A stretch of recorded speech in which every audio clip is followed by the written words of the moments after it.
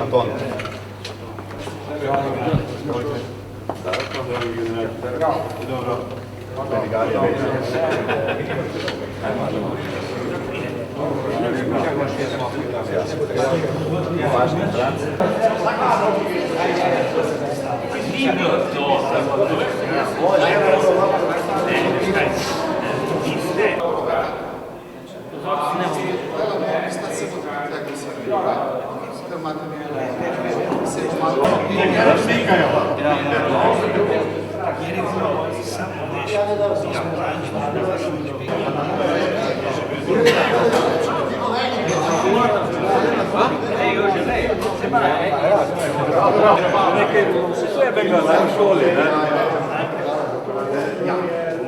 Da se meni tančne vojaki.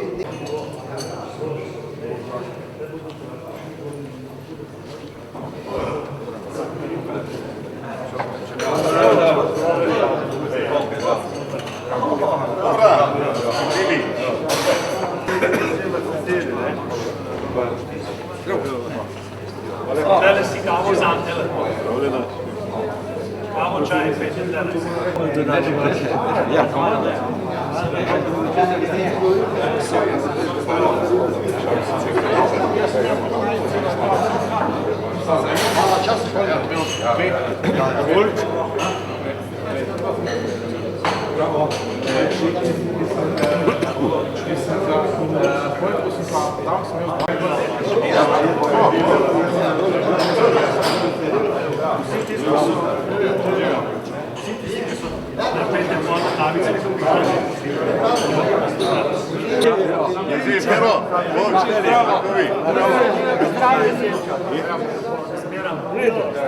Lepo, da se vidimo po...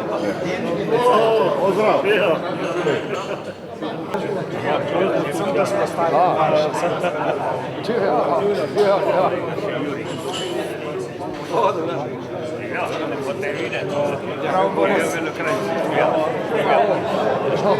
Mislim, da ste se lepo imeli v soboto. Zelo lepo. Ja, ni šlo. Vsega razen vina. Dežuren sem bil, nisem. Nič ni šlo. Čakaj, Juri. Kak si teče?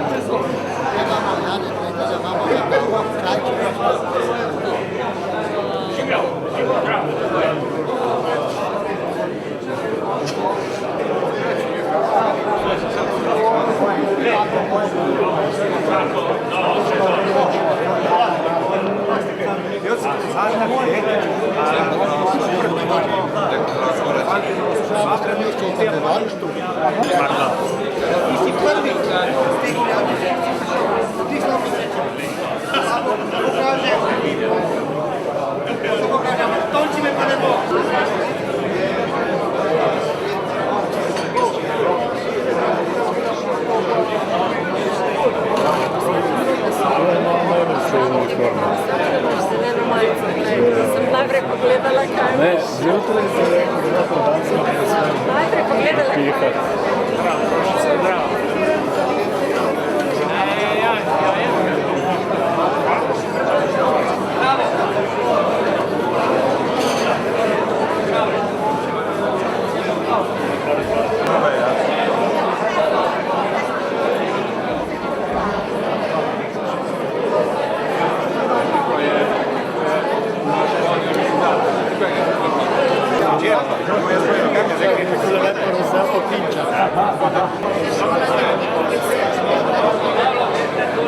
Prakso imajo potem v gostišču na glavnem.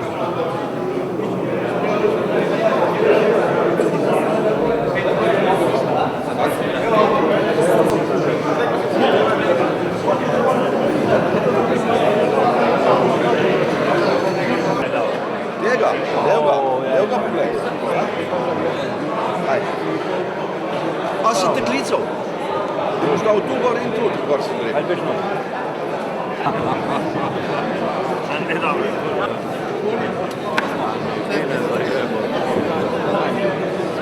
Kako bi se zadnjega dal? Zadnjega dal.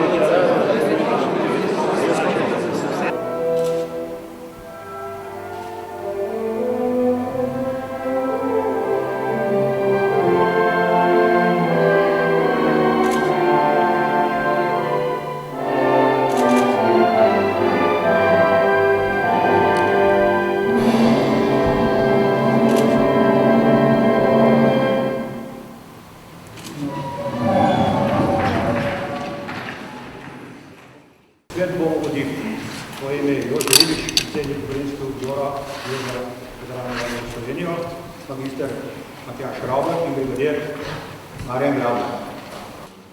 Med nami posebej pozdravljam gospoda Milana Kučana, nekdanjega predsednika Republike Slovenije ter predsednika predsedstva Republike Slovenije v obdobju osamosvojitvene vojne. Janeza Slaparja, načelnika Republiškega štaba teritorialne obrambe v letih 1990-1993. Gospoda Toneta Krovata, direktorja Centra biotehnike in turizma ter ravnateljico šole profesorico Vido Klevic. Generalno majorja Vladislava Ripiča, predsednika Zveze veteranov vojne za Slovenijo in generalnega sekretarja Mitja Jankoviča. Igora Uroša Kreka, namestnika generalne sekretarke urada predsednika Republike Slovenije. Predsednika Zveze častnikov Slovenije, generala Albina Gutmana in sekretarja Zveze častnikov Stotnika Janka Ljubiča. Polkovnika Žarka Henigmana, predstavnika načelnika generalštaba Slovenske vojske, poveljnika vojašnice Franca Uršiča Novo mesto in poveljnika teritorialnega polka 72. brigade Slovenske vojske. Polkovnika Franca Krošina, poveljnika 72. brigade Slovenske vojske. Zdravljam vse vahne veterane vojne za Slovenijo, pripadnike Slovenske vojske, predstavnike veteranskih in domoljubnih organizacij, Sever, zaborcev za vrednotne obvezbe, za slovenskih častnikov, upokojence MORS, župane, podžupane, zgodovine osnovnih, srednjih šol, predstavnike muzejev, novinarje in ostale. Namen današnjega posveta je predstavljati vlogo teritorialne obrambe Gorenjske v procesu osamosvajanja Slovenije na vojaškem področju. Predvsem pa predstavljamo okoliščine, v katerih se je znašla teritorialna obramba Gorenjske neposredno po razglasitvi samostojnosti države Republike Slovenije. In sicer ena organiziranost teritorialne obrambe Gorenjske, priprava na osamosvojitev, delovanje JNA na območju prijevo Gorenjske ter spopade z JNA. Spoštovane veteranke in veterani, spoštovani gospod prvi predsednik in vrhovni poveljnik naših obrambnih sil, spoštovane generala, spoštovani gostitelji, organizatorji, lepo vas pozdravljam v imenu zveze, ki je bila pravzaprav, tako kot je dejal predsednik Ukrajinskega odbora, pobudnik te serije posvetov v letošnjem in seveda tudi v prihodnjem letu. Začeli smo z posvetom Državnem svetu v Ljubljani z enakim naslovom, vendar takrat smo rekli na strateški ravni in ocena je, da je ta posvet bil uspešen in jaz pričakujem, da bodo tako uspešni ali pa seveda še bolj, kajti govorili bodo o veliko bolj konkretnih zadevah za to raven, tudi posveti po posameznih pokrajinah. Jaz sem prepričan, da bomo danes vsi skupaj uspešni in s to željo po uspešnem delu zaključujem tudi ta svoj pozdravni nagovor in res še enkrat iskrena hvala in veliko uspešnega dela, tako danes kot seveda tudi v prihodnje. Hvala lepa. Prosim, direktorja centra, gospoda Toneta Krovata, današnjega domačina in gostitelja za svoj pozdravni nagovor. Spoštovani prvi predsednik, gospod Milan Kučan, spoštovani general Vladislav Ripič, spoštovani general Janez Slapar in še posebej general Albin Gutman. Mislim, da je za našo šolo to bila velika čast, da se govori v tem naših prostorih, o dogodkih, katerih delček smo bili tudi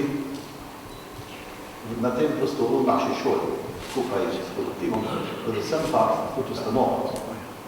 Če se spominjam nazaj, bi človek, ko se je to bilo včeraj, vendar kar 2-3 generacije sta že šli iz naše šole, kot maturantje, ko so se rodili po osamosvojitveni vojni in seveda ta spomin ljudi in včasih razmišljam, da je mogoče celo malo preveč srmežljivo. Govorimo o tistih dnevih, tistih tednih, tistih letih nazaj. Tako da sem prav vesel, da se o tem govori. Rad bi videl tudi, da bi se dalo to v naš učni program. Pa ne zato, da bomo imeli neko mogoče novo samoupravljanje, ki včasih je bilo z dobrimi učitelji tudi prav slabo. Ampak, da se gradi ne nazadnje tudi na tisti zgodovini, kateri smo hrepeneli tako rekoč 1500 let. Zdaj pa napoveduje ginekološka gospoda Milana Kučana, nekdanjega predsednika predsedstva Republike Slovenije za njegov slavno. Prosim.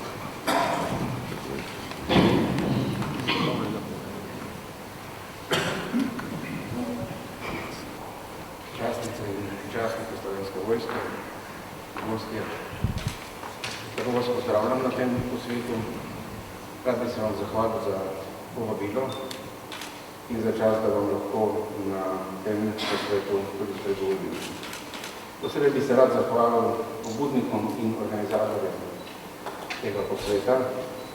V njem vidim in ga razumem kot prizadevanje, da pride po četrt stoletja, torej zdaj že zgodovinske perspektive, do čim bolj objektivnega pogleda na dogajanje v tem velikem dejanju, v vojni za Slovenijo, v katerem je slovenski narod obranil svojo demokratično odločitev, da želi živeti v samostojni državi. Da pride do objektivnega pogleda na vlogo, ki sta jo v tem velikem dejanju imeli slovenska teritorialna obramba in slovenska milica.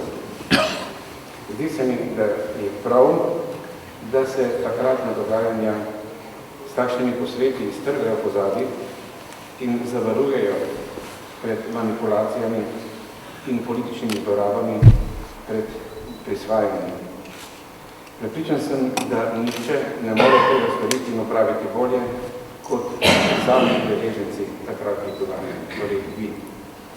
Posvet, kot je današnji, pomeni oblikovanje skupnega pogleda na takratne dogodke, kajti individualni pogled, ki je sicer predvsem, je neredko zelo subjektiven, spomin pa varljiv in selektiven. V takratnem dogajanju, če se spomnite, smo bili vsi soočeni in izzvani z vojaško agresijo, z vojno, ki nismo želeli. Z vojno, ki nam je bila vsiljena in smo jo sprejeli kot zgodovinsko nujnost na dolgi poti v slovensko samostojnost.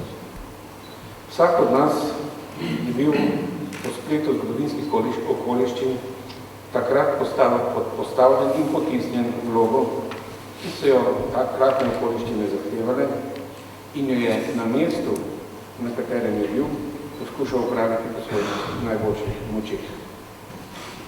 Druga zmaga je bila politično-diplomatska zmaga, ki je v svetu omogočila prepoznati agresorja, njegove prave cilje namene, ter uveljaviti resnico, da Slovenci zdaj bomo pravimo svojo pravico do samoodločbe.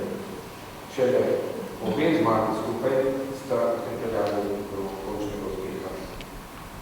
In kasneje v mirovni konferenci v Jugoslaviji, v Hagu in Miljoni smo dokončno dobili mir. Dobili smo državo. Dobili smo priznanje, da smo se borili za pravično stvar. Priznanje so dobili za svoje dejanja tudi slovenski teritorialci in pripadniki milice. Dobili ste ga, spoštovani soborci, tudi vi. Na to morate in smete biti ponosni. Tako kot sem ponosen, da sem v tistem času smel biti vaš vrhovni poveljnik tudi. Zato želim vašemu posvetu uspeh po spominih na to, kako se je pomemben del te naše velike slovenske zgodbe pisal tukaj na Dolenjskem.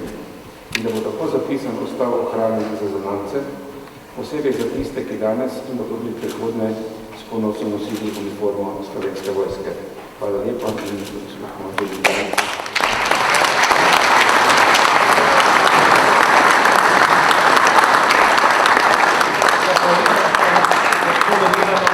Kučano za nagovor. Spoštovani gospod Milan Kučan, dovolite nam, da vam v imenu veteranov osamosvojitvene vojne na Dolenjskem kot nekdanjemu našemu vrhovnemu poveljniku teritorialne obrambe in Slovenske vojske Republike Slovenije izročimo spominske kovance najpomembnejših bitk te v Dolenjskem v letu 1991. Izročili bi vam radi še spominsko fotografijo. Prav na današnji dan, leta 1997, pred 16 leti, ste namreč obiskali enote Slovenske vojske na Dolenjskem. Spominske kovanci in fotografijo bo izročil predsednik pokrajinskega odbora Zveze veteranov vojne za Slovenijo Jože Repič.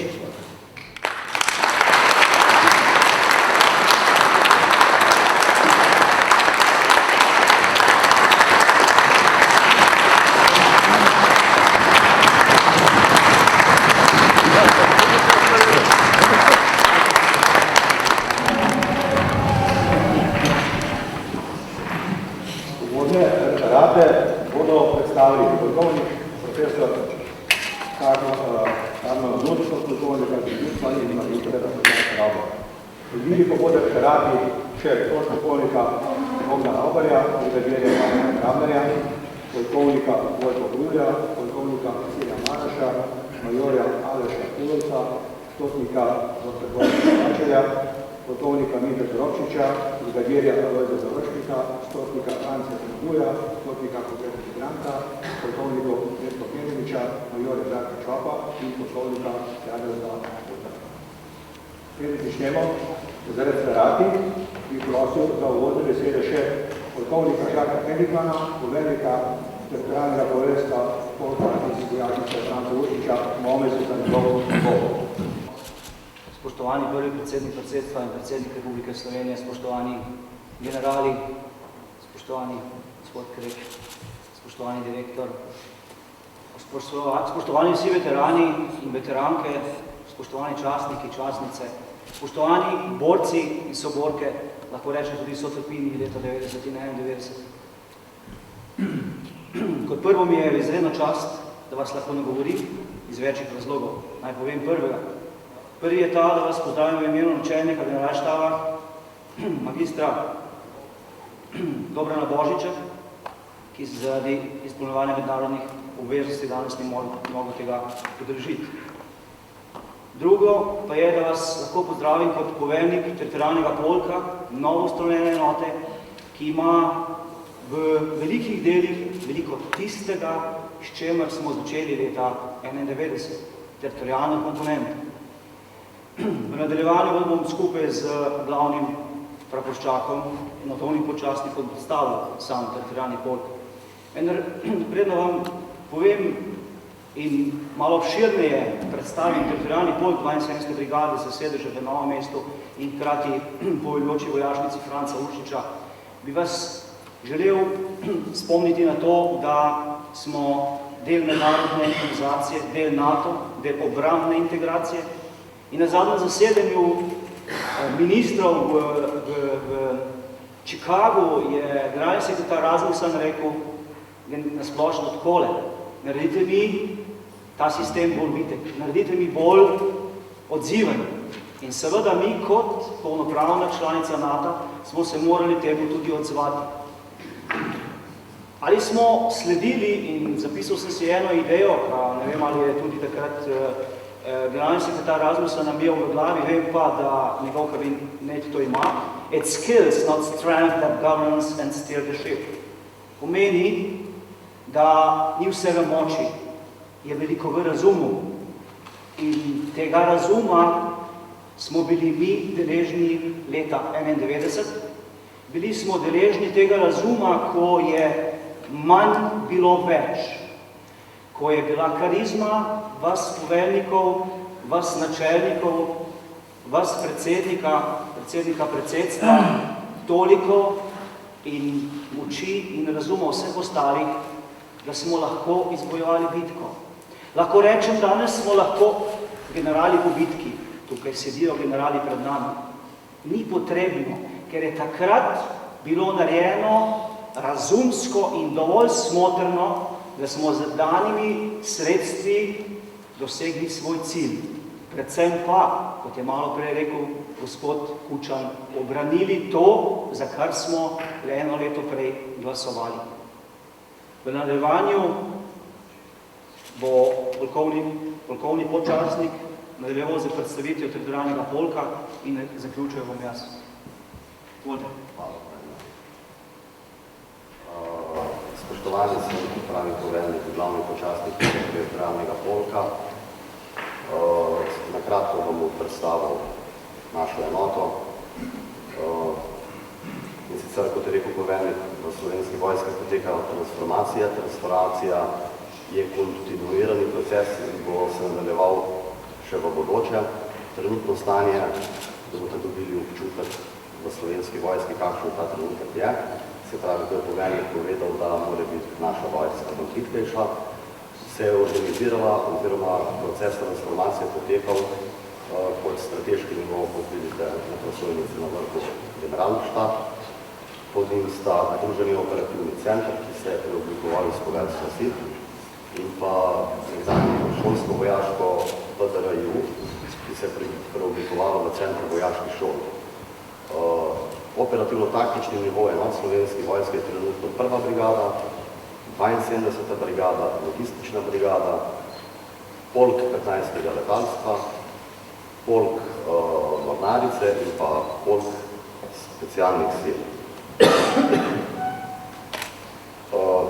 Z te dvije prostojnice oziroma strukturo, kot je videli, teritorijalni polk, kjer je enot je podrejen, če sem to omenil, in poveljnik omenil, ki se pravi 72.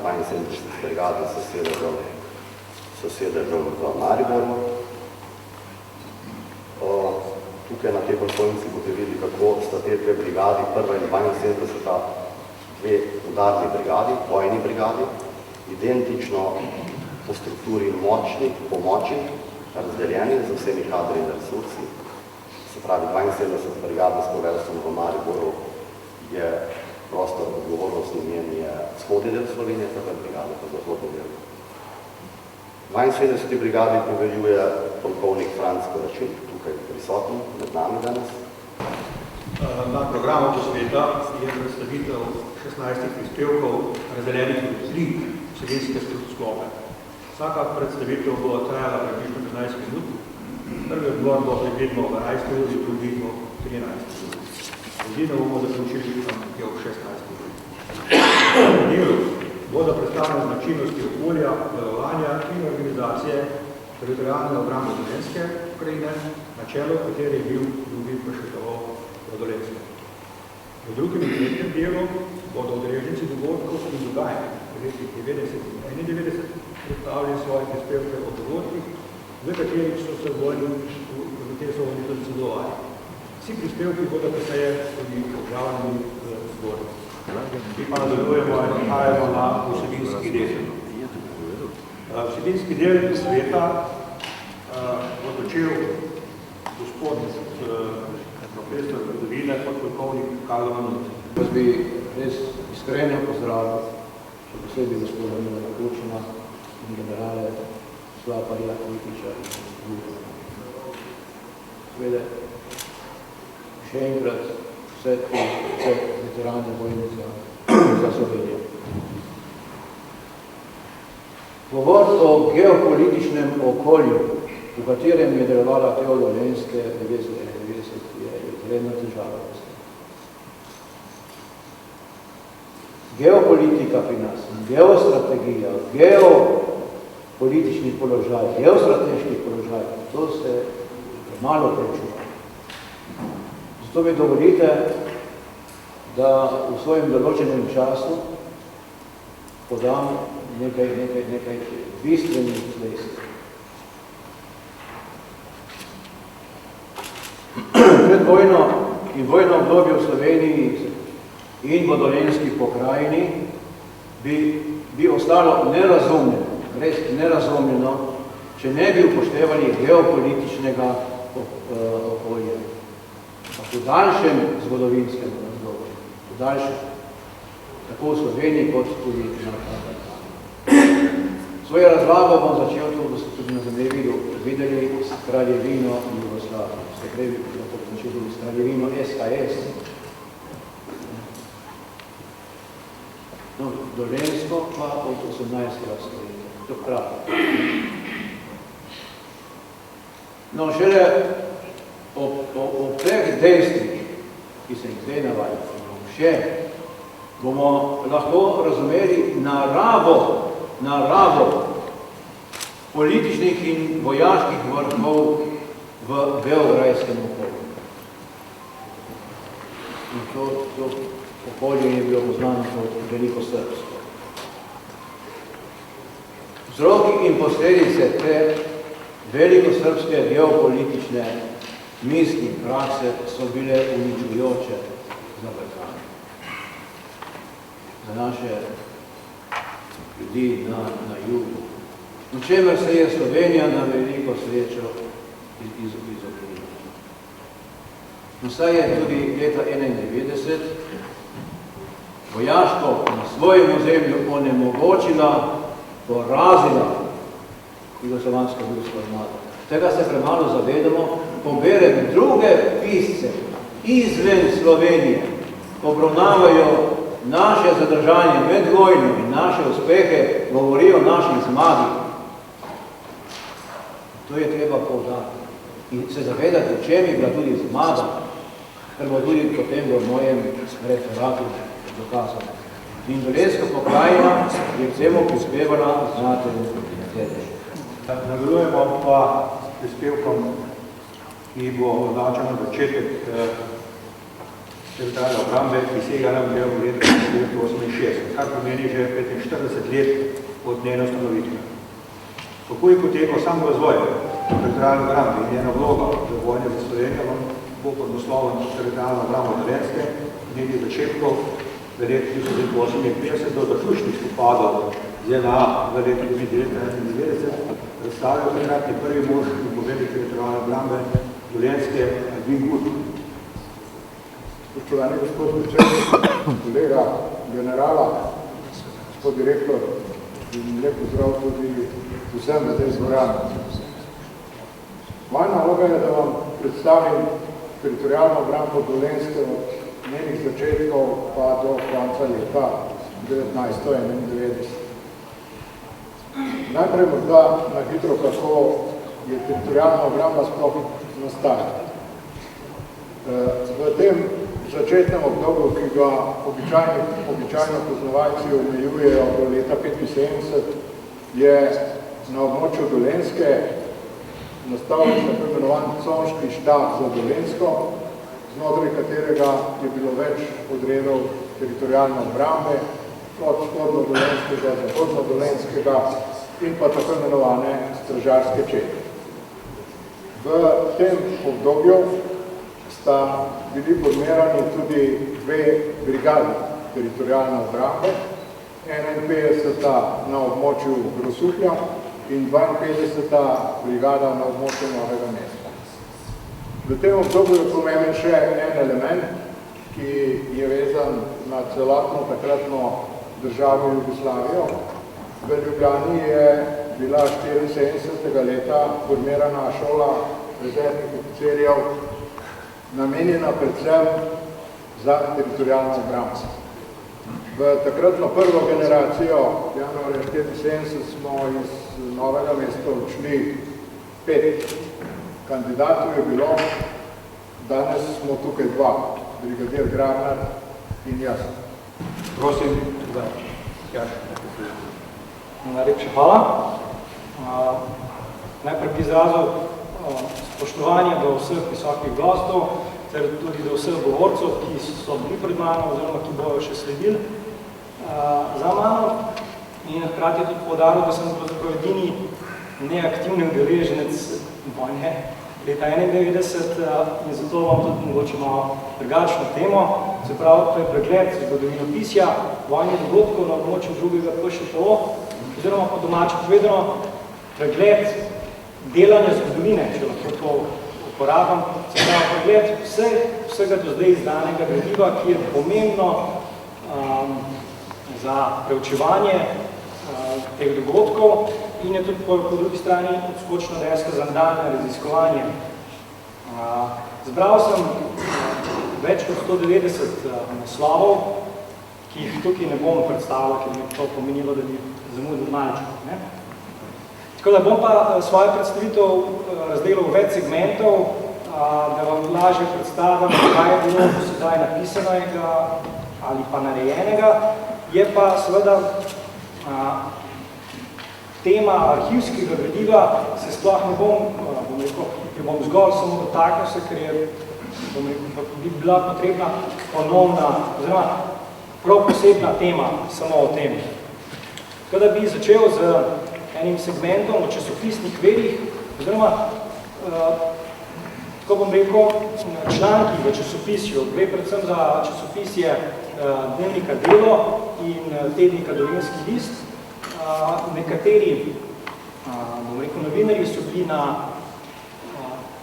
kraju dogodku samem, se pravi, predvsem govorim tukaj za bitko na Medvedjeku in Krakovskem gozdu, in so že sproti veliko pisali. Minister Matjaža Ravna so zaključili prvi del posvet, kjer so vas še pol minutke, da vam jaz povem in vas povabam na kavo in pijačo v avlo pred našo dvorano.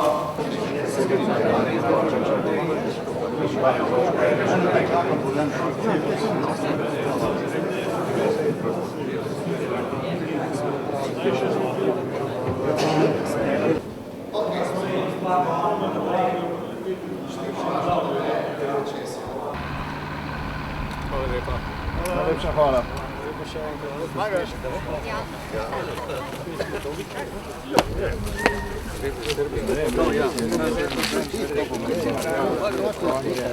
Ja, pogled, če je sploh kaj gor, ne sem ne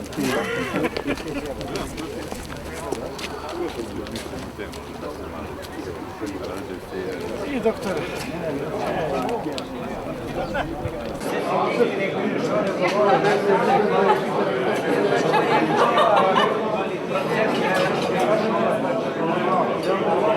In je v času spopadov kot predstavnik RŠTO deloval v republiški koordinacijski skupini. Vojaško kariero je zaključil kot predstavnik SV v poveljstvu NATO. Torej, spregovoril bom par misli oziroma par spominov o republiški koordinacijski skupini, ki jo vsi toliko krat omenjajo, vendar je o njej izjemno malo zapisanega. Samo del v nekateri strokovni literaturi in del v spominih, predvsem Švajncer in Denše, v knjigi, torej, ki je bila danes omenjena, ki je omenil gospod Raubart, Vojaška zgodovina Slovenije 90-91, drugače pa pisnih verov v republiški koordinaciji ni. To je bilo telo, ki je bilo ustanovljeno ravno zaradi usklajevanja na strokovni ravni in deloma na politični ravni med sedanjem pa češno, Ministrstvom za obrambo in Ministrstvom za notranje zadeve, z vsemi segmenti, ki jih te dva pokrivata. Kajti ni šlo samo za teritorialno obrambo ali samo za milico, ampak tudi za vse ostale segmente, ki so sodelovali tako v obrambnem sistemu takratnem, torej za narodnosti, za civilno zaščito, za dejavnosti civilne obrambe, za dejavnosti, rečemo, vojne proizvodne ali sploh proizvodne. To je vsi segmenti, ki so sodelovali in prispevali pomemben delež potem tudi v osamosvojitveni vojni.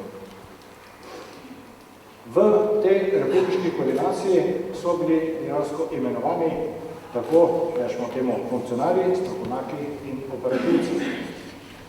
S tem, da je to koordinacijo vodil, mi smo temu rekli, takrat poljudno triumvirat. Janša, Bavčar, Slapek. Torej, trije ključni izpostavljeni, ki so odločali in so podpisovali najpomembnejše akte. In ob prihodu vseh ostalih sil, ki so prihajale od kolone, se pravi, Radovanovića, se pravi, bovistov, do oklepnih kolon, ki so prihajale preko posavske smeri, je bilo razmerje, tako rekoč, skoraj brezupno, vendar z pravilnim poveljevanjem, taktiko in dejstvi naših enot so bile vse te zastavljene. Vse aktivnosti so bile uspešne. Število žrtev, glede na število spopadov, je bilo v bistvu majhno. Naslednji je brigadir Marjan Grabnar, ki nam bo predstavil načrtovanje in zavarovanje plebiscitarne odločitve za realno silo in usposabljanje štabov in enot TU Dolenjske.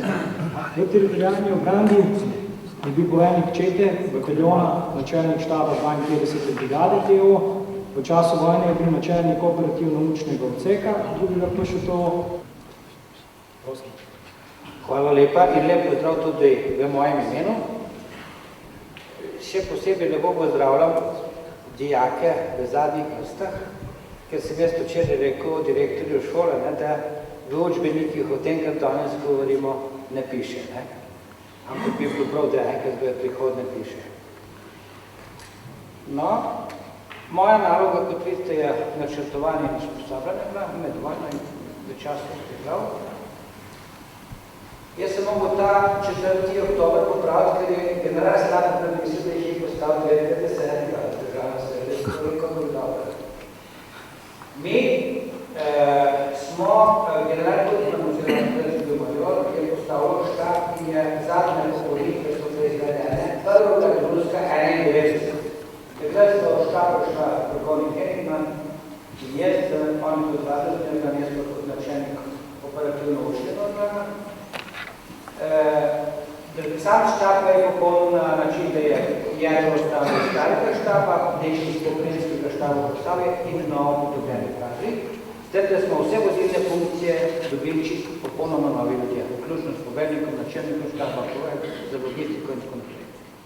O preoblikovanju območnih štabov ne bom govoril, se je pa videl iz generalovega poročila, da je cona odgovornosti Dolenjske pokrajine se močno razširila na Kočevsko in na Posavje. Tle sta dva poveljnika prisotna, 23. je bil še Janez Dragoš in 27. Milan Bavler, tako da dva nista prisotna. No, mi smo od vsega začetka izvajali dežurstvo, imeli smo pripravljene, bi rekel, povečane stopne pripravljenosti, med njimi je bilo tudi dežurni timi, a to sem šel pa naprej, ne? Dežurni timi, vsak tim je vodil, enega je Mali Bogdan, enega Loj Završnik in enega jaz. V timih so bili še dežurni logistiki, dežurni vezisti in tako naprej, vse, kar je bilo potrebno. In s temi dežurnimi timi smo tudi operirali v vojni. Naslednje poglavje, vi veste, da se je takrat armada vedno znova grozila, da bo vzela naporniške evidence, vse te, bi rekel, vojne obveznike. Mi smo takrat teritorijalna obramba izvajale naloge zavarovanja tako upravnih organov za obrambo in poveljstvo, oziroma takrat so bili štabi TO. Na nivoju pokrajine smo oblikovali intervencijski vod, ki je imel sedež oziroma mobilizacijsko skladišče v podkritni gasilski Novo mesto, tam smo imeli orožje, streljivo in tako naprej in so bili mobilizirani, če bo potrebo, na samosklic. Po nekaj tednih v centru za prestopnike na območju Teo Dolenjske je bil razporejen v prvo brigado oziroma Moris. Opravljal je različne častniške dolžnosti, sedaj je inšpektor za obrambo, končal je magistrski študij. Prosim. Ja, hvala, pozdrav tudi vsem skupaj še moje strani. V predvidenem zborniku bo svoja objavljena moja osebna zgodba, napisana v spomin na obdobje, ki ne sme biti zamolčano, kot takšno posebno pričevanje, ki ima vsak od vas tukaj, dajo seveda samosvojitelji Slovenije svoj pomen. Kar se časnik loti pisanja, to ni samo literatura, ni članek, ni komentar, to je dokument, to je zgodovina, to je vsega. Ko sem tako po 22 letih službovanja v vojaški uniformi razmišljal, sem prišel do zanimivega dejstva, da se celo vojaško življenje uriš, usposabljaš, vzgajaš, da se boš boril proti sovražniku v vojni za domovino. Tako se učijo, urijo vojaki tudi danes. Kaj je bilo leta 91? Bila je vojna, ja, ampak to ni bila vojna po učbenikih JLA. To ni bila vojna, po kateri sem bil vzgojen takrat in naučen. Ni bila konvencionalna vojna, ni bila totalna jedrska, ne vojna proti terorizmu, ne verska vojna, ne bliskovita, ne hladna. Skratka, iz Z tega pregleda strokovne literature, ki jo je izdal Štokholmski inštitut za mirovne raziskave, katerega vsi študenti obramboslovja radi čitajo in govorijo o tem Sipel Book v njihovem pregledu svetovnih dogodkov za leto 90-2000 površča v Sloveniji konflikt z široko kategorijo oboroženih spopadov, zato ker je presegel spodnji prag 25 smrtnih žrtev. Oborožen spopad v Sloveniji ni uvrščen med vojne, ker je število smrtnih žrtev pod ravnjo 1000. Danes različni strokovnjaki, zgodovinarji, analitiki tolmačijo, da je 10-dnevna vojna s Slovenijo bila izvedena z ameriškim blagoslovom, začeta z povsem zgrešenim vojaškim policijskim posegom JLA proti mejnim prehodom, z omejenim sestavom, brez vojne napovedi, z vojaškega stališča, to označujejo kot vojaško-policijski oziroma obmejni carinski spopad. Šlo je za nekakšno jugoslovansko notranjo vojno, ki je šele pozneje se eskalirala na Hrvaškem in Bosni v nacionalistično-verskim karakterom vojno. Moje prepričanje je, da ne, da to ne drži. Leta 1991 je bila v Sloveniji vojna. Bila je čista vojna, bila je vojna za osamosvojitev, vojna za Slovenijo, znana kot 10-dnevna vojna, vojna, s katero je Slovenija odbila napad jugoslovanske armade in Jugoslavije in s tem potrdila svojo neodvisnost od CSRJ. To je bil prvi oboroženi spopad v Evropi po drugi svetovni vojni. Polkovnik je bil v času osamosvojitvenih dogodkov poveljnik 25. brigade. S prvim bataljonom 25. brigade se je udeležil bitke na Medvedjevu. Po letu 1991 je opravljal veliko različnih poveljniških in štabnih dolžnosti v TO, SV in v NATO, ter v misiji Združenih narodov na Cipru, ki je bila prva mednarodna udeležba slovenske vojske v podpori miru. V direktoratu za obrambno politiko Ministrstva za obrambo je načelnik sektorja za vojaške zadeve. Polkovnik, prosim. Ja, hvala, samo na Cipru nisem bil, res, da sem organiziral, pa z generalom smo šla tudi malo pogledati, kak so bili naši prvi na Cipru, ampak nažalost pa to nisem bil na misiji. Sem bil pa na Makedoniji in pa na Kosovo. Spoštovani, jaz bom postavil tu Dolenjsko 25. brigado v času teh burnih dni. To je bila največja enota na Dolenjski, verjetno tudi največja, ali pa druga največja enota v vojni za Slovenijo, ker je imela, ko bomo videli kasneje, skoraj 800 ljudi. V celotni enoti je bil takrat le en pripadnik mirnodobne sestave, mlad 31-letni poročnik, ki je imel nalogo in čas voditi takšno enoto, predvsem pa sodelovati z ljudmi, ki so bili v najtežjih časih pripravljeni dati vse od sebe. Moj pisni prispevek je tudi bil mišljen bolj kot osnova za delo zgodovinarjev, ki so noter podatki ljudje, da se potem lahko še v tem nadaljuje in se najde napiše še kaj več.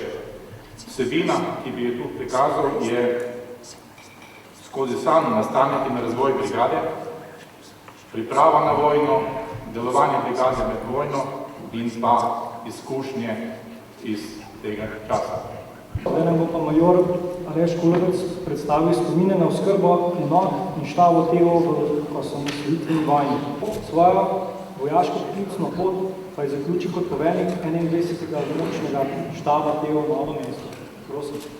Jaz bom govoril predvsem o logistiki in o tistih zadevah, ki so omogočale takratnim pripadnikom teritorialne obrambe, da so lahko na položajih in svojih enotah zdržali oziroma opravljali svoje naloge. Seveda, čas teče hitro, teh 22-23 let je zbrisalo tudi nekatere spomine. Poleg tega pa tudi dokumenti so se nekako izgubili.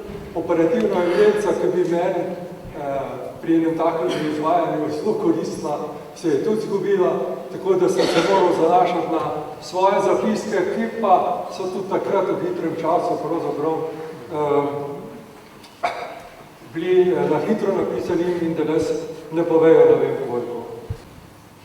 Posebno pa pravzaprav smo se morali angažirati okoli zadev, ki so takrat bile na novo. Recimo prebežniki, ki so iz tistih centrov, ki ste videli, da smo jih preimeli, prišli k nam na štab, treba jih je bilo nekako zaposliti, obleči, oborožiti, pripraviti. Imeli smo tudi precej prostovoljcev. Za prostovoljce nismo bili pripravljeni. Ta pomanjkanje orožja se je pri teh zadevah še najbolj poznalo. Dr. Boris Pogačar Stopnik je bil v letih 1990 in 1991 aktivno vključen v obrambne priprave, povezane z vojaškim zavarovanjem osamosvojitve Slovenije. Od 22.6.1990 je bil poklican v TO. Aktivno je sodeloval v vojaških akcijah na Medvedniku, Mokronogu in vodil pogajanja s posadko na Trdinovem vrhu. Bil je predsednik ZVVS, Novo mesto, je tudi član in predstavnik Slovenije v Joint Medical Committee v poveljstvu NATO. Spoštovani udeleženci današnjega posveta, jaz bom skušal biti kar se da kratek. Mogoče samo to, da povem, da se je sanitetna služba teritorialne obrambe še v času predvojne nekako naslanjala na svetle tradicije sanitetne službe NOB-a oziroma partizanskih odredov in enot partizanske vojske med drugo svetovno vojno, jasno doktrino medicinskega vojaškega delovanja in službe so odpirale pa tedanje močne ustanove, kot so Vojno-medicinska akademija v Beogradu, sanitetna šola rezervnih oficirjev sanitetne stroke ter podoficirska sanitetna šola v Novem Sadu. Nekako v teritorialni obrambi pred samimi spopadi so nas učili, da bi verjetno v nekem vojnem spopadu velikih razsežnosti vsaj en večji del Slovenije bil začasno zasedeno ozemlje, zato so praktično vsaka bolnišnica v Sloveniji razvijala tudi tako imenovane tajne lokacije oziroma predvideno je bilo, da bi v primeru spopadov te bolnišnice formirale manjše dislocirane enote izven tistih stavb, v katerih so delovali. Zato smo tudi v bolnišnicah imeli te obrambne priprave in načrte, imeli smo pripravljene inštrumente, dele diagnostične opreme, ki smo jih vozili v neke odročne kraje. Tako je splošna bolnišnica Novo mesto tudi razvijala dve tajni bolnišnici. Ena je bila v rejonu vasi Gabrije, druga pa v okolici Dolenjskih Toplic. Mislim, da je treba poudariti, da je tu šlo za eno sinergijo, pomeni zdravstvenih delavcev oziroma pripadnikov TO sanitetne službe, ki so bili neposredno vključeni v enote TO in civilne zdravstvene službe.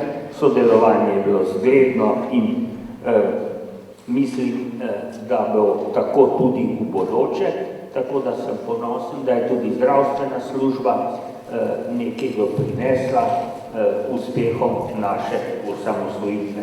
Hvala lepa.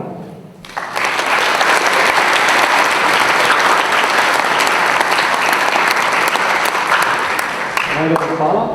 S predstavitvijo dr. Borisa Pogačarja smo zaključili drugi del posveta. Sledi 15-minutni odmor. Vse, ki želijo avtorjem prispevkov postaviti vprašanje, vabimo oziroma naj biste za vprašanje dajo pri vhodu v dvorano. Hvala. Polkovnik Mitja Teropšič je v vojaški službi zapisal leto 1976, ko si zaposlil v takratnem občinskem štabu TO Brežice. Leta 1980 je postal komandant občinskega štaba TO Brežice, v letu 1991 pa namestnik komandanta 25. območnega štaba TO Brežice. Bil je tudi načelnik MSNZ za občino Brežice. Poveljeval je enotam Teo v Krakovskem gozdu, ki so 2. julija 1991 razbile oklepne kolono JLA. Po vojni je postal poveljnik 1. bataljona 22. brigade in do upokojitve opravljal različne poveljniške dolžnosti. Leta 1990 se je uprl predajo orožja Teo. O tem bom v svojem prispevku tudi pregovoril. Polkovnik, izvolite. Hvala lepa. Vsem skupaj lep pozdrav tudi v mojem imenu. Kot je že bilo rečeno, naslov mojega prispevka za današnji posvet je teritorialna obramba in manevrska struktura narodne zaščite. V prispevku sem opisal stanje v teritorialni obrambi in vojaške dogodke v Posavju leta 1990. Mogoče nekatere zadeve tudi izven te sredine, o kateri govorim, o Posavju. Želel sem predstaviti in pojasniti stanje v teritorialni obrambi po sprejemu ukaza za odvzem oborožitve Teo, vlogo manevrske strukture narodne zaščite, predvsem pa kakšno potenco zmogljivosti sta skupaj teritorialna obramba in manevrska struktura narodne zaščite prenesli v vojno leta 1991. Prispevek sem razdelil v 6 vsebinskih sklopov ali pa podpoglavij in se časovno osredotočil na čas od 15. maja 1990, to je tisti čas, ko je bil izdan ukaz za oddajo orožja teritorialne obrambe v objekte Jugoslovanske ljudske armade v Sloveniji, pa nekje do konca leta 1990, sklop nekje 7 mesecev. V uvodu sem opisal stanje in razmere v teritorialni obrambi.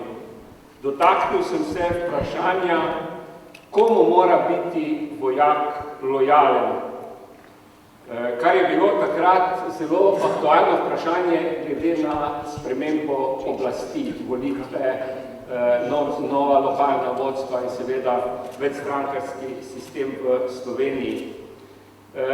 Ter pojasnil v enem segmentu linijo vodenja in poveljevanja v teritorialni obrambi.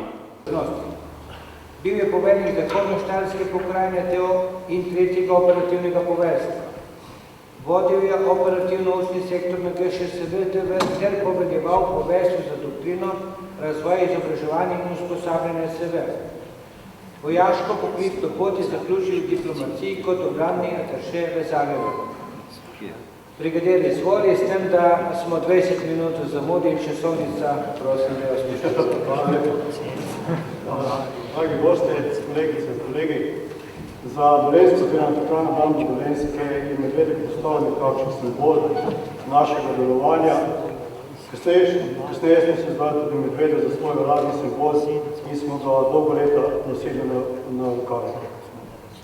Tu vidite vsebino, nekatero bom malo preskočil, vidim, da smo v glavnem vojakov je zelo malo ostalo, smo nekatere vojaške zadeve izpuščal in se bom bolj osredotočil na en tak posebni pogled, kjer bo za tistih, ki mi poznate, malo neobičajno. Kje je Medvedek, smo že danes videli, zato še enkrat ne bi razlagal. Na prvem delu filma ste videli, kako je dejansko tudi takrat prevod Medvedek izdelal. 3 pasove na cesti, postala cesta in s tem smo se pač ukvarjali. To je današnji Medvedek, tukaj v ozadju vidite Trvanjski vrh, v ozadju je današnji Trvanjski vrh. Blogator, tako smo to tako imenovali, je prišel to načrtoval v nasprotni dolini, v nasprotni smeri te dolini oziroma v nasprotni klancu v okviru načrtov obiranja. Torej smo mi takrat predvidevali dejansko je sveri grosupno, da bomo mogli zavarovati Ukrajino, če bi slučajno prišel do kakih nepredvidenih zadev. Kolona Slovanske armade je prišla iz Karlovca preko Metlike. To so bile v bistvu 2 baterije lahkega artiljerskega diviziona, divizion brez streljbo AM. Enote je tvoj 12 transporterjev in zraven še 9 pomožnih oziroma spremljevalnih vozil.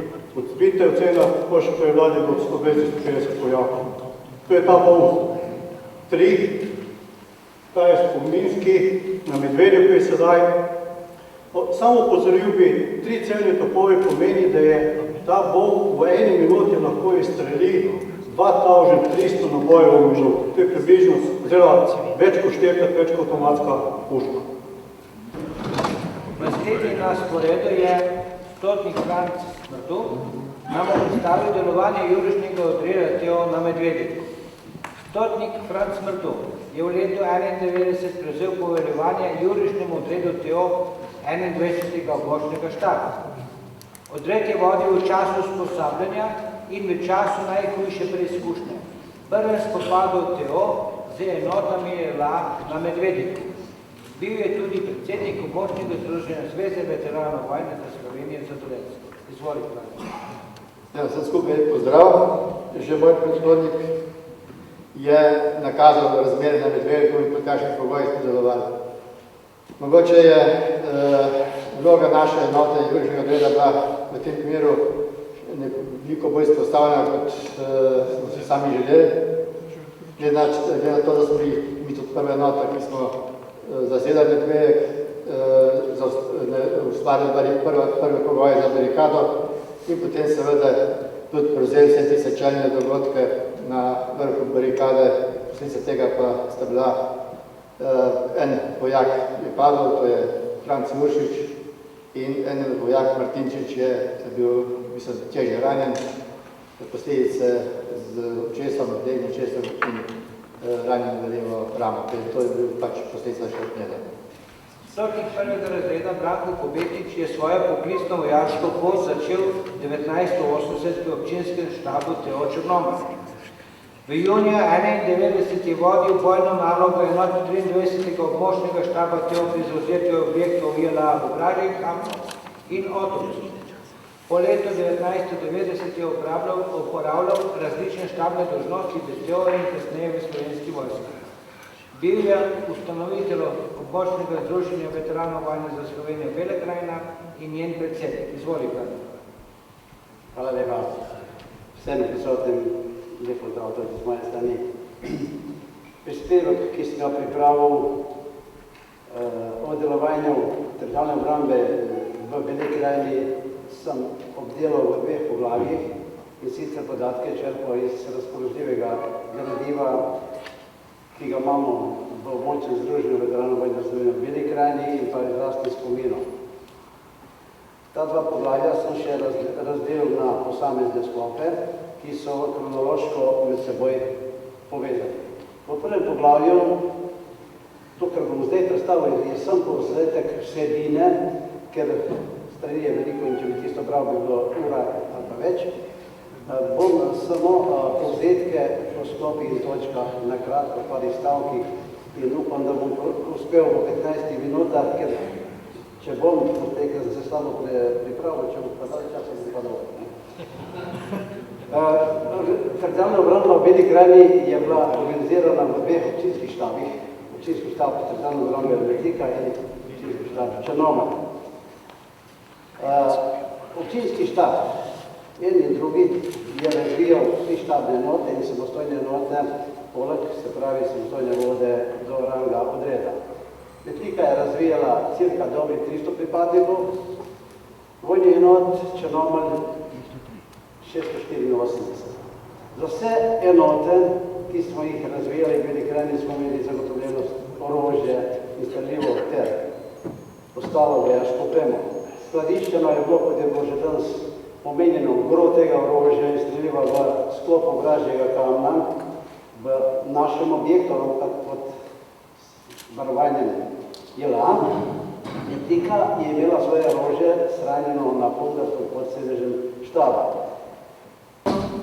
Naslednjo predstavitev bo izvedel polkovnik Mirko Gnjenovič, ki bo govoril o spopadu v Krakovskem gozdu, ki je bil poleg spopada v Libriji pa eden od odločilnih elementov zmage nad enotami JLA, ki so za vsako ceno poskušali prodreti v globino območja Dolenjske.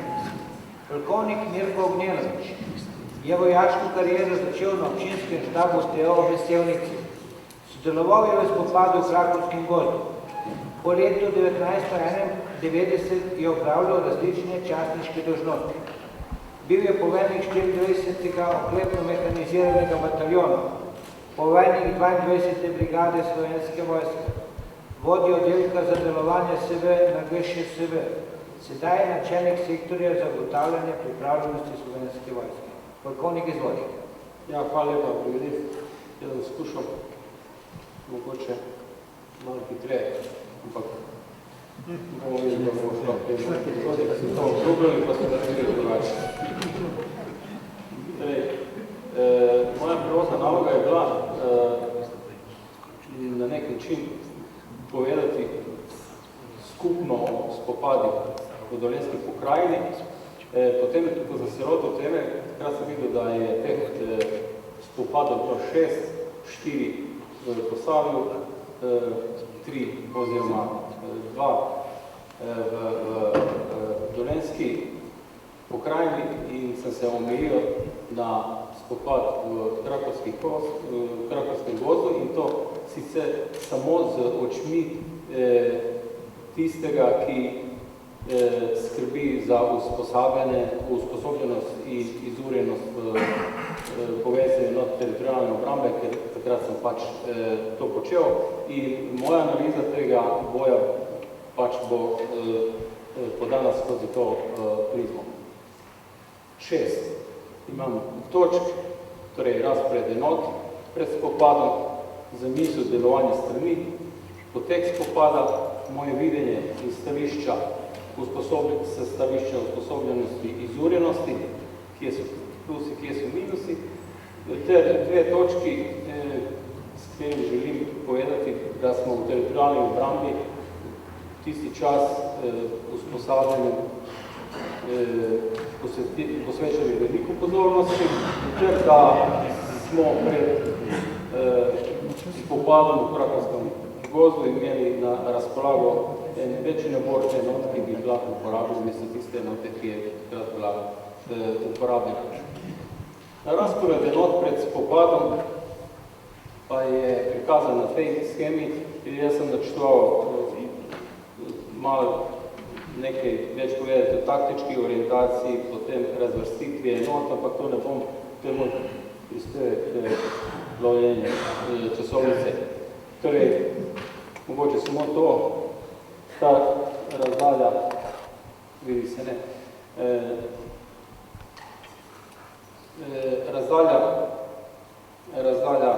od te komunikacije Velika vas, Držeča vas, pa do te ceste, lokalne ceste, ki je Velika vas pri Krškem do avtoceste, je nekje 800 metrov in celotno dogajanje se izvajalo tle na tem delu.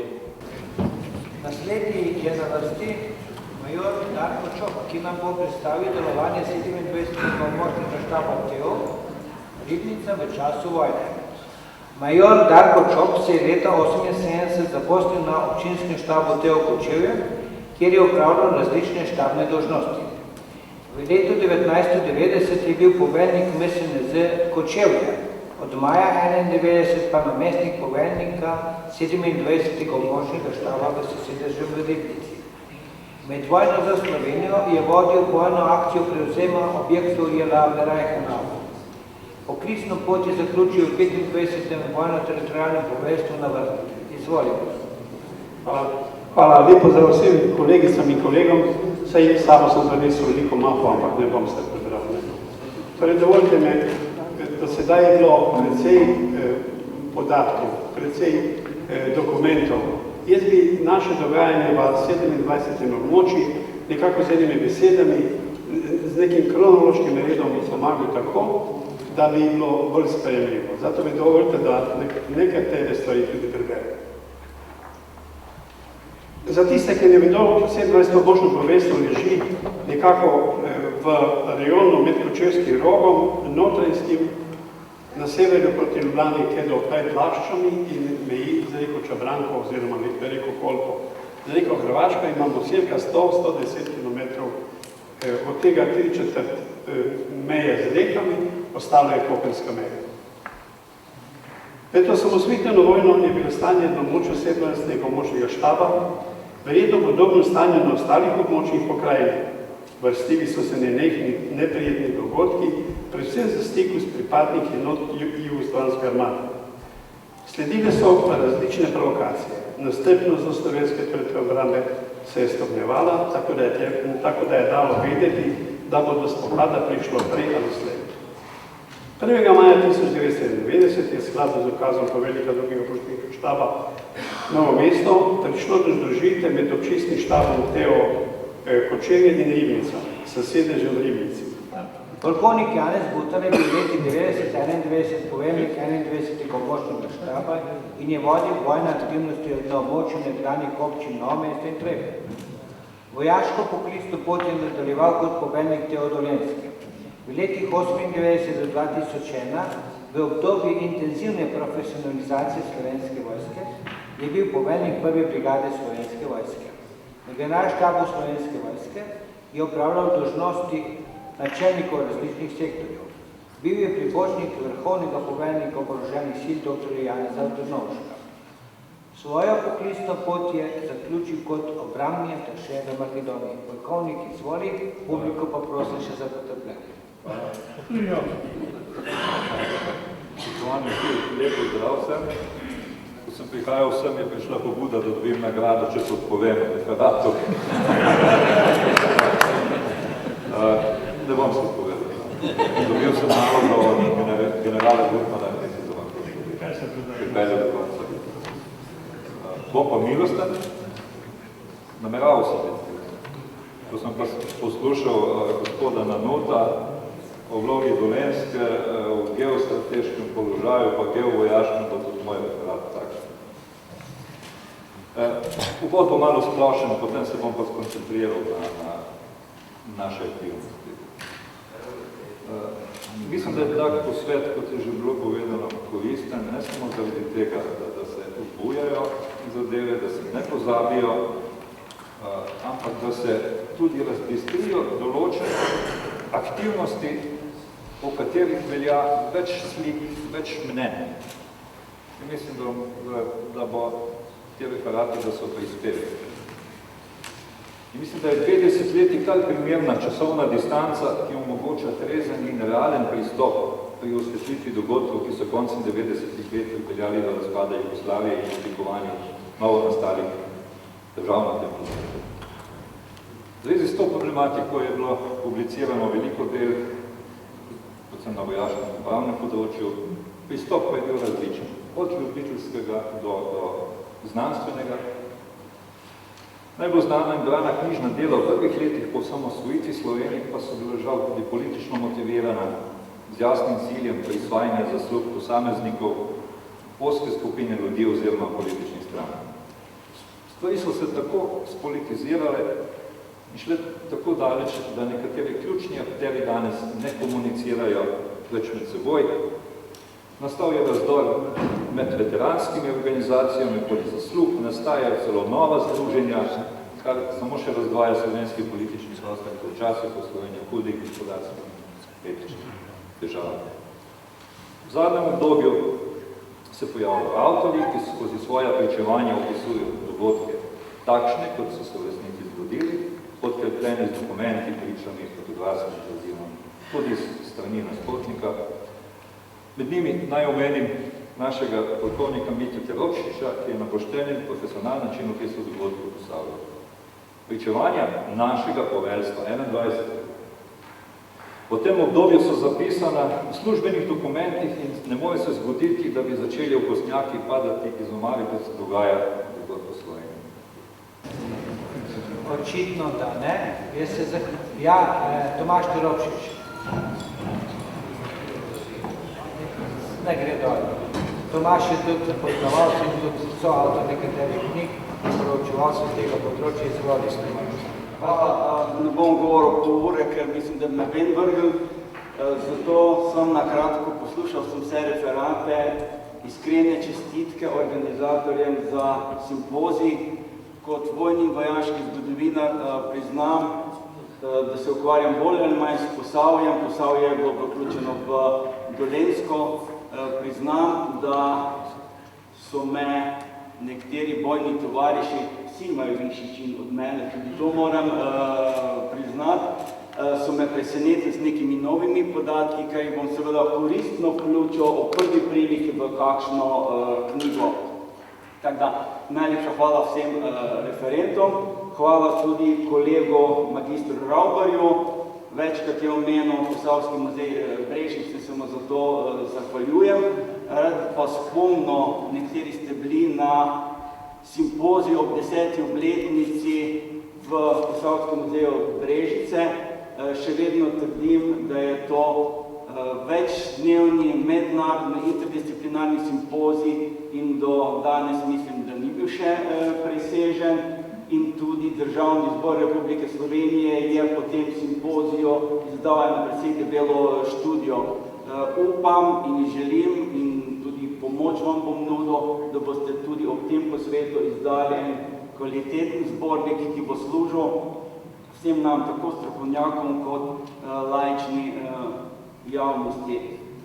Če ne želi priti zaključen, bi prosil organizacijski odbor, goste naši in vse referente, da še počakajo. Jaz bi nakratko zaključil, če dovolite, današnji posvet. Spoštovani, za danes smo zaključili. Še enkrat se v imenu pokrajinskega odbora Zveze veteranov vojne za Dolenjsko zahvaljujem vsem, ki so prisostvovali in sodelovali v pripravi posveta. Jaz ne bom ponavljal, ker je že predsednik uvodoma to povedal. Za nas organizacijski odbor sledi še pomembna naloga, kar je govoril tudi dr. Teropšič, da izdamo zbornik. Seveda, vsi, ki smo prispevali, pisni prispevek, zato bomo morali še posebej se potruditi, da bo ta naš prispevek primeren za objavo. S tem, ko bomo izdali zbornik, bomo zanamcem in mlajši generaciji pustili pomembno sporočilo o zgodovinskih dejanjih te Dolenjske v obdobju 1990-1991. Hvala za prispevek in srečno pot domov.